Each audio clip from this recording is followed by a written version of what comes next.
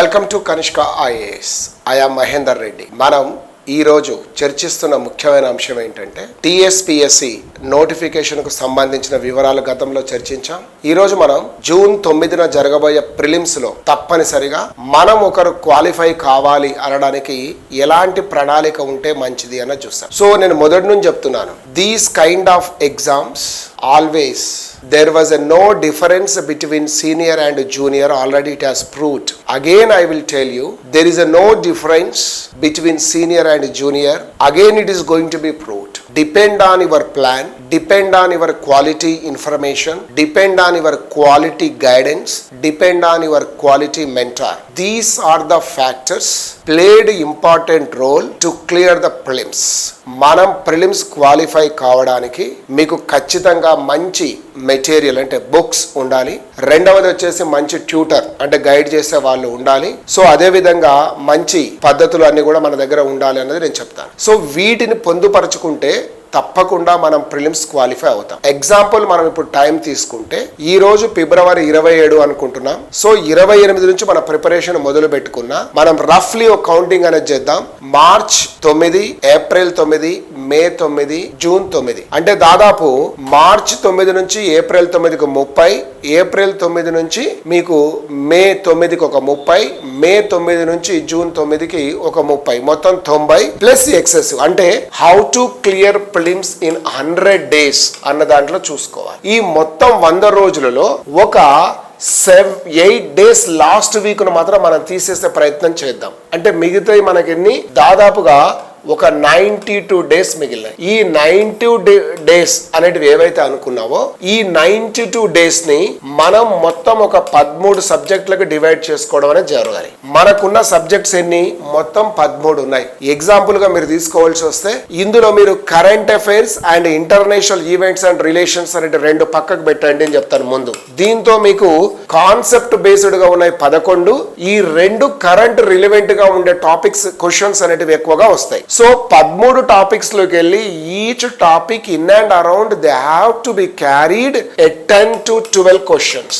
అంటే మీకు ఈ రెండింటి నుంచి దాదాపు 20 క్వశ్చన్స్ అనేటివి వేరుగా వస్తాయి. మిగతా 11 నుంచి మనకు 130 క్వశ్చన్స్ వస్తాయి కదా అనుకుంటున్నాం. మిగతా 11 ఏంటి అన్నది కనుక మనం చూస్తే Indian history, culture and heritage కావచ్చు, జాగ్రఫీ, సొసైటీ, తెలంగాణ రిలేటెడ్ గా ఉన్నది కానీ, తర్వాత తెలంగాణ పాలసీస్ కానీ, ఆ తర్వాత వచ్చే మీకు మెంటల్ ఎబిలిటీ కానీ, సైన్స్ అండ్ టెక్నాలజీ డెవలప్మెంట్ కానీ వగైరా అన్నది కనిపిస్తాయి. సో ఇందులో మీకు దాదాపుగా ఒక 130 మార్కులకు మీకు మిగిలిన సమయం ఎంత అనుకున్నప్పుడు ఒక 85 రోజులు వేసుకోండి. 85 రోజులలో మనం 11 సబ్జెక్టులు కంప్లీట్ చేయాలి అన్న. ఎందుకు నేను 8 days వదిలేశానంటే చివర్లో రివిజన్ కోసం, మరొక 7 days మీరు కరెంట్ అఫైర్స్ ఎక్సెట్రా రెగ్యులర్ గా ఎక్కువ సమయం కేటాయించడం కోసం మిగతా వాటిని నేను సపరేట్ గా డీల్ చేసే ప్రయత్నం చేశాను. ఈ 85 రోజులు అంటే యావరేజ్ గా మనకు ప్రతి సబ్జెక్ట్ కు ఒక 8 రోజులు వస్తున్నాయి అనుకుందాం. Maybe you are from science background అయినప్పుడు సైన్స్ అండ్ టెక్నాలజీలో కొన్ని ఏరియాలు తగ్గించుకోవచ్చు, అంటే సమయం తగ్గించవచ్చు. కొంచెం ఎకాలజీ ఎన్విరాన్మెంట్ దగ్గర కూడా మీరు సమయాన్ని రక్షించుకున్న వాళ్ళు అవుతారు.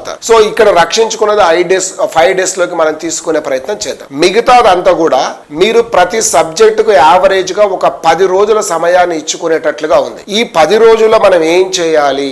ప్రతి 10 రోజుల్లో అన్నది కనుక చూస్తే 7 to 8 days మీరు కంప్లీట్ గా దాన్ని ప్రిపేర్ అవ్వడానికి ప్రయత్నం చేయండి. మీ దగ్గర ఉన్న మెటీరియల్, సమీపంలో ఉన్న ట్యూటర్ సహాయంతో దాన్ని బయటేసుకోండి. రెండవది ఒక టెస్ట్ రాయడానికి ప్రయత్నం చేయండి. దాని మీద చివరిగా మనొక రివిజన్ పెట్టుకోండి. ఎందుకంటే మళ్ళీ ఇంకో రివిజన్ మీకు చివరిలో వస్తుంది కాబట్టి. అంటే 7 days complete for the preparation. Completely these 7 days are for preparation. ఈ 7 రోజులు పూర్తిగా చదవడానికే. ఒకటి టెస్ట్ రాయండి, ఇంకొక 2 రివిజన్ కి కేటాయించుకోండి.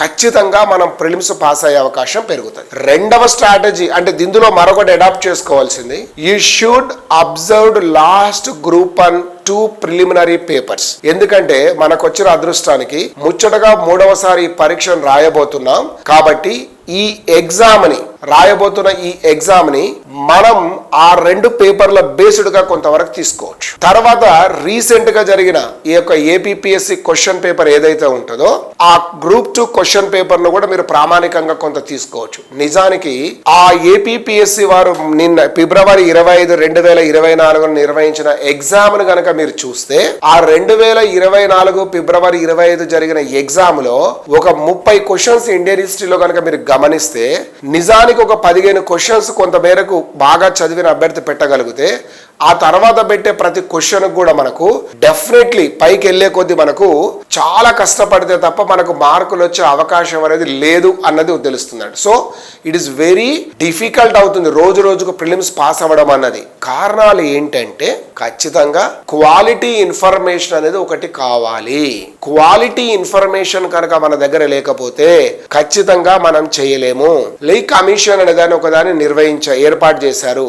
ఇది దేనికి సంబంధించింది అని అడిగాడు. ఉదాహరణకు మీరు అందులో చూస్తే చాలా టౌన్ ప్లానింగ్ కి సంబంధించి అంటే 19వ శతాబ్దంలోనే ఈ టౌన్ ప్లానింగ్ భారతదేశంలో ఎలా ఉండాలి అనడానికి కోసం ఇంగ్లీష్ అంటే బ్రిటిష్ ప్రభుత్వం కమిటీని ఏర్పాటు చేసింది అన్నది మనకు తెలిసే ఇన్ఫర్మేషన్ కాదు. అది చాలా చాలా తక్కువగా మైన్యూట్ గా తెలుస్తుంది. ఇలాంటి వాటి కోసం మనం ఎక్కువ ఫోకస్ చేయాలా లేదా అన్నది అది ఒక చర్చగా నేను తర్వాత చెప్తాను. కాకపోతే అందరూ చేయగలిగింది మనం చేయగలిగిన దానికి వెళ్ళాలి. అందరూ చేసేదే గనక మనం చేయలేకపోయి ఫెయిల్యూర్ అవుతే ఖచ్చితంగా అది వేస్ట్ అవుతుంది. సో ఈ ప్రణాళికలో నేను ముందుగా తీసుకుంటున్నది ఏంటంటే మీకు ఇండియన్ హిస్టరీ, కల్చర్ అండ్ హెరిటేజ్కు సంబంధించిన దాని గురించి మనం ముందు చర్చిద్దాం. ఈ ఇండియన్ హిస్టరీకి సంబంధించిన దాంట్లో ఏంటి ఉన్నదన్నది కనుక మీరు చూస్తే మీకు ఇండియన్ హిస్టరీ హెరిటేజ్ లేదా హెరిటేజ్ ఆఫ్ ఇండియన్ హిస్టరీ అనేది పెట్టాడు. వాట్ ఈజ్ హెరిటేజ్ అంటే మన వారసత్వానికి సంబంధించిన యొక్క అంశాలను మనం చూడాలి. మన వారసత్వం ఏమిటి అన్నది కనుక మనం గమనిస్తే గతములో అనాది కాలము నుంచి భారతదేశంలో నివసించి ఉన్న ప్రజలు వారి వారి అవసరాల రీత్యను వారి యొక్క సరదా కోసమో లేదా వారి యొక్క రిక్రిషేషన్ రీట్రీట్మెంట్ కోసం కానీ ఖచ్చితంగా కొన్ని కళలు అనేటివి అభివృద్ధి చేశారు. ఈ కళలనే మనం ఏమంటామంటే ఆర్ట్స్ అండ్ ఆర్కిటెక్చర్ అనే పేరుతో పిలిచాం లేదా ఆర్ట్ అండ్ ఆర్కిటెక్చర్. సో మనం జనరల్గా ఏన్షియంట్ అండ్ మెడివల్ మోడర్న్ చదివేటప్పుడే దీనికి సంబంధించింది ఎక్కడనే కనుక మనం నేర్చుకోగలిగితే, ఎగ్జాంపుల్ మీరు ఇండియన్ హిస్టరీ హరప్పా చదువుతున్నారు అనుకుందాం. హరప్పా కాలం నాటి కళలను కొంచెం ప్రత్యేక దృష్టితో ప్రిలిమ్స్ కు చూసుకోవాల్సిన అవసరం ఉంది. But at the same time మనకి ఇక్కడ ఫ్యాక్ట్స్ కూడా అడుగుతాడు కాబట్టి జనరల్ హిస్టరీ రిలేటెడ్ చదువుతున్నారు, దాన్ని ఎంతో ఇంపార్టెన్స్ గా చదువుతారో కళలు కూడా. ఉదాహరణకు మెహంజోదరో దగ్గర ఉన్న నృత్యం కానీ అంటే నగ్నంగా ఉండి నృత్యం చేస్తున్న యువతి ప్రతిమ కానీ అటువంటివి ఇదొక కళలు అనేటివి ఒకటి ఉన్నాయి. ఏ టాపిక్ ఆ టాపిక్ మౌర్యుల దగ్గర డెవలప్ అయిన ఈ యొక్క పిల్లర్ సంబంధించిన ఇన్ఫర్మేషన్స్ కానీ తర్వాత కాలంలో వచ్చిన అమరావతి, గాంధార మరియు ఈ యొక్క మథురకు సంబంధించిన శిల్పకళ కానీ ఆ తర్వాత కాలంలో గుప్త కాలంలో వచ్చిన ఈ యొక్క నగర లేదా తర్వాత కాలంలో ఈ యొక్క బాదామి చాళుక్యుల యొక్క వేసార, సౌత్ ఇండియాలో పల్లవులు చాళుక్యులు చేసిన ఈ యొక్క ద్రావిడ వాస్తు శైలికి సంబంధించింది టెంపుల్స్ ఎక్కడున్నాయి, ఏ టెంపుల్ ఎట్లా నిర్మాణం అయింది, ఆ టెంపుల్లో ఉన్న డీటీ ఎవరు, దీనికి ఉపయోగించబడిన మెటీరియల్ ఏంటి, అదేవిధంగా దీని నిర్మాణంలో పాలు పంచుకున్న రాజు ఎవరు, దీనికి సంబంధించిన మనం చూడాలి. ఇదే ఇంపాక్ట్ మనకు సౌత్ ఈస్ట్ ఏషియాలో కూడా కొన్ని టెంపుల్స్ ఉన్నాయి. ఇంకా ఎగ్జాంపుల్ అంకోర్ వాట్ టెంపుల్ అనేది చూస్తాం, రకరకాల ప్రదేశాలలో మనం ఇది చూసాం. సో దట్ ఈస్ మనం ఒక ఆర్కిటెక్చర్ ఎగ్జాంపుల్ గా చెప్పారు. అదే మధ్యయుగాలకు వెళ్ళే వరకు రాజపుత్ర యుగంలో కానీ లేదా అంతకంటే ముందున్న పాల, ప్రతిహార, రాష్ట్రకూట రాజులు వారి వారి కాలాలలో నిర్మించిన ఈ యొక్క దేవాలయాలు వాటి ముఖ్యమైనవి. ముఖ్యంగా యునెస్కో హెరిటేజ్ లో చేరిన యొక్క దేవాలయాలు మనకు చాలా ఉపయుక్తంగా ఎగ్జామ్ పాయింట్ ఆఫ్ లో ఉపయోగపడేటివి అన్నది నేను చెప్తాను ఎప్పుడు కూడా. తర్వాత నెక్స్ట్కి వచ్చే వరకు మధ్యయుగాలలో ఈ ఇస్లాం రాజ్యస్థాపన జరిగిన తర్వాత ముఖ్యంగా ఎవరికి సంబంధించినది మనం చూస్తామంటే ఈ యొక్క ఢిల్లీ సుల్తానులు కానీ లేదా ప్రాంతీయ రాజ్యాలు వస్తాయి. ఎగ్జాంపుల్ మీకు బహమాని సుల్తానులు 5 రాజ్యాలు కావచ్చు, లేదా ఉత్తర భారతదేశంలో మీరు మాల్వా కానీ, గుజరాత్ కానీ, లేకపోతే బెంగాల్ కానీ, కాశ్మీర్ కానీ, జాన్పూర్ కానీ, వీటిలో వచ్చిన వాస్తు నిర్మాణాలు కూడా మన ఎగ్జామ్ పాయింట్ ఆఫ్ వ్యూలో ఇంపార్టెంట్. సో మరి మధ్యయుగాలలో అతి గొప్ప హిందూ రాజ్యంగా వెలుగొందిన రాజ్యం ఏంటంటే శ్రీకృష్ణదేవరాయలు గారి యొక్క రాజ్యం అనేది మనం చెప్తాం. శ్రీకృష్ణదేవరాయలు విజయనగర సామ్రాజ్యం వారి కాలంలో వచ్చిన ఆర్కిటెక్చర్ అంటే ఇది. సో ఇలా మొఘల్స్ తర్వాత మోడర్న్ ఇండియాలో కూడా గోతిక్ స్టైల్ ఎట్లా డెవలప్ అయింది, ఇండో యూరోపియన్ వాస్తు శైలి ఎట్లా వచ్చింది, భారత పార్లమెంట్ అంటే గతంలో ఉన్న దాని యొక్క నిర్మాణం గాని లేదా సెయింట్ జార్జ్ కోట నిర్మాణం గాని అట్లా మనం ఒక్కొక్క ప్రాంతంలో వాళ్ళు నిర్మించిన నిర్మాణాలన్నింటిని కూడా మనం తెలుసుకునే ప్రయత్నం అనేది జరుగుతుంది. సో ఎగ్జాంపుల్ మీకు చెప్పాను. ఈ కళలు అనే వాటినే మనం బ్రాడ్ గా తీసుకుంటే ఒకటి వాస్తు కళ, రెండవది శిల్ప కళ, మూడవది ఈ యొక్క నృత్యం కావచ్చు. దాని తర్వాత వచ్చే మీకు ప్రధానంగా ఏమొస్తుందంటే వాస్తుకళ, శిల్పకళ, నృత్యం మరియు గ్రంథాలు అంటే సాహిత్యం. వీటికి సంబంధించినవి మనం ఖచ్చితంగా తెలుసుకొని ఉండాలి. శిల్పకళ ఎక్కడ ఏది డెవలప్ అయింది, నృత్యం dance forms, classical dance forms as well as మనకు తెలిసి ఈ యొక్క ట్రైబల్ సంబంధించిన డాన్స్, అన్క్లాసికల్ వాటివి కూడా ఉన్నాయి. సో గ్రంథాలు ఇవి అనేకం దేశీయకు సంబంధించినవి కావచ్చు, విదేశాలకు సంబంధించినవి కావచ్చు, లేదా సంస్కృతానికి సంబంధించినవి కావచ్చు, కానివి కావచ్చు, సెక్యులర్ కావచ్చు, నాన్ సెక్యులర్ కావచ్చు. Depend on your interest we can classified into different methods.